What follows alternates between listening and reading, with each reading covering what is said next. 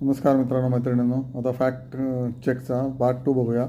Okay, तर trend ही company fantastic result देते आहे. ओके, पण ती मध्ये पडली. ओके, 6,000 7,000वरनं परत 5,500ला आली.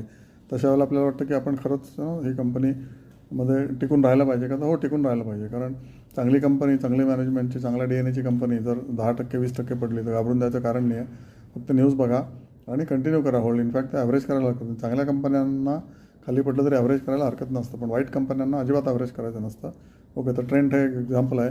मे बी आहे ना, अमेरिकेमध्ये ॲपलमध्ये mister Buffett got out very early असं म्हणतात, पण माहीत नाही.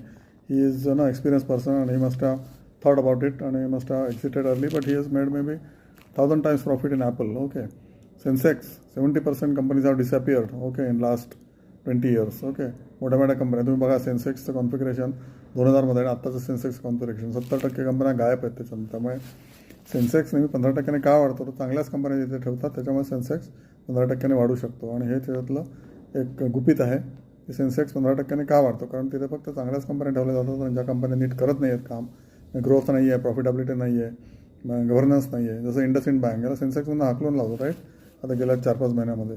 तशा कंपन्या बदलत राहतात. That is the important thing what stock exchange are doing.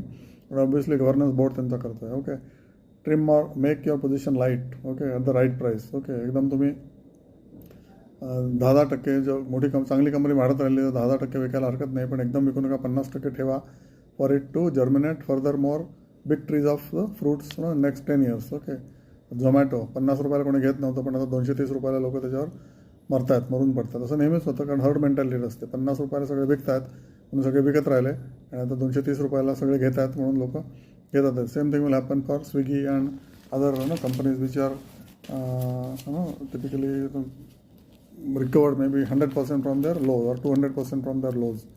Paytm same story. पेटीएमला आपण कोणी विचारत नव्हतं, 200-300ला आला तेव्हा, आता 1,000 रुपयाला लोक घ्यायला तयार आहेत. तर ही हर्ड मेंटॅलिटी आहे. हे मी तुम्हाला बरेचदा सांगितलेलं आहे.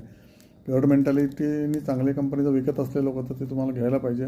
ओके, आणि वाईट कंपनी जर लोक विकत असले तर ऑब्व्हियसली तुम्ही लॉस बुक करायलाच पाहिजे. कन्व्हेन्शनल विजडम मार्केटमध्ये अजिबात चालत नाही. ओके, तुम्हाला out of the box think करायला लागतं आणि त्यासाठी तुम्हाला एक्सपिरियन्स लागतो. Experience is a king. तुम्हाला मी या चॅनलमधनं सगळे एक्सपिरियन्सेस माझे शेअर करतो आहे. त्यातले काही तुम्हाला गेल्या 4-5 महिन्यातच ॲप्लिकेबल झाले असतील. काही तुम्ही जर घेतले असतील ETFs वगैरे जानेवारी एंड किंवा फेब्रुवारी एप्रिल मेच्या फॉलमध्ये, तर तुम्ही आता ऑलरेडी 20-25% प्रॉफिटवर बसले असाल. ओके, तर you can ride this way, कारण अजूनही मार्केट राईज करायला खूपच स्कोप आहे. मार्केट दबलेलं आहे, त्याचा ब्लास्ट कधी येऊ शकतो.